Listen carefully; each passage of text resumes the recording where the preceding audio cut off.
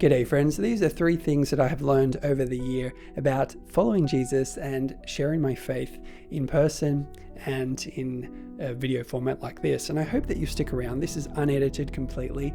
I firstly want to jump into the most personal area, which is about making your faith very personal, making it yours. And what I mean by that is don't follow trends or people's methods taught to you if they are going to take away from who you are in the image of God. And I want to share some of my experience. I grew up in Australia. I have lived in different places around the world, and I tell you this because each place that I've lived in has changed me. And I think sometimes as believers, and especially if we've grown up in just one culture, speaking one language, we can think that our way of doing things is the only way. And it's been a very challenging and pleasant sometimes, and other times difficult surprise to me, that there are many ways of looking at both Scripture, looking at the person of Jesus, and understanding these deep truths of how Jesus is the way, the truth, and the life. Just earlier today, my daughter was listening to a podcast about different faiths around the world. And the faith that came up in the topic was Taoism, the way of Taoism. And I think back to when I lived in China, and that was a message that connected with people, that Jesus is the way.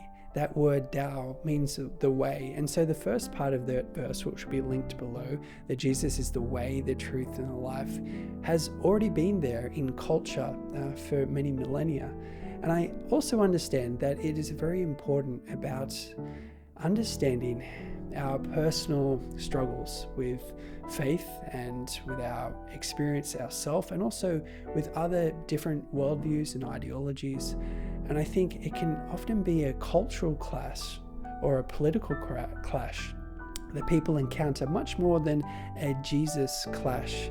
And what I mean by that is when I look at Jesus, I see him sharing the message of him being salvation, him being the way to life, him being the loving Father, him being the Prince of Peace. These are some analogies that he uses, and he shares stories about the forgiving Father, or the prodigal son as is known.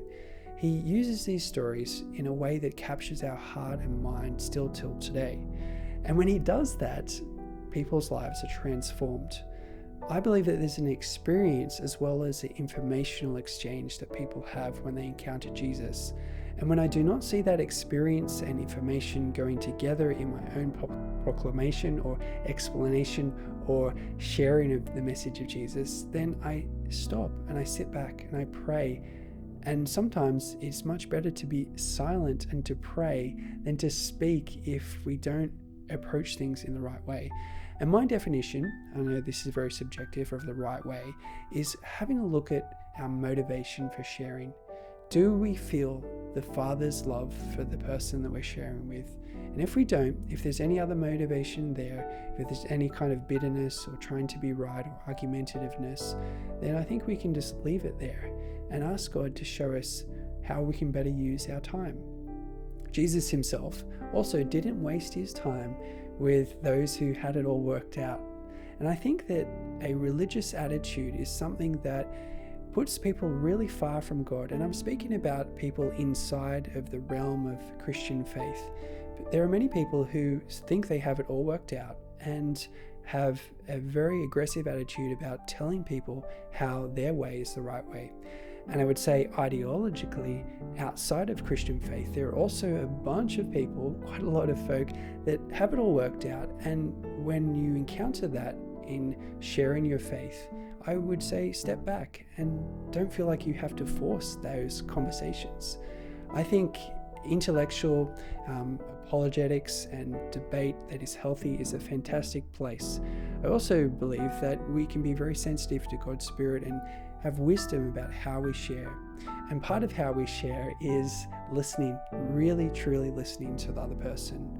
I think before making videos online about Jesus, one of the most beneficial things for me has been many hours meeting with people in pizza shops, in kebab shops around the world, talking with people from different cultures in Spanish, some people using translators, people in Arabic speaking world, people in Chinese or Tibetan speaking world from different and diverse backgrounds, from Buddhism to Islam to Judaism, people from Hindu faiths, and talking to them and asking what they believe and really being interested in knowing and finding what are some of the common bridges.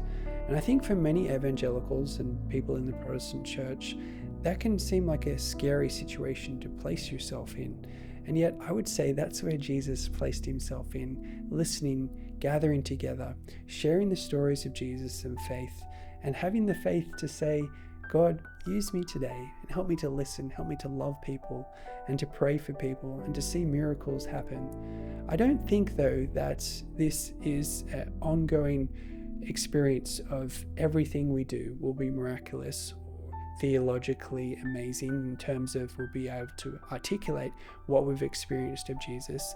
And yet, I think it's an ongoing experience of walking with God, understanding and learning the scriptures, listening to the word of God, understanding that this is a journey that we're on and that we by no means have to have it all together.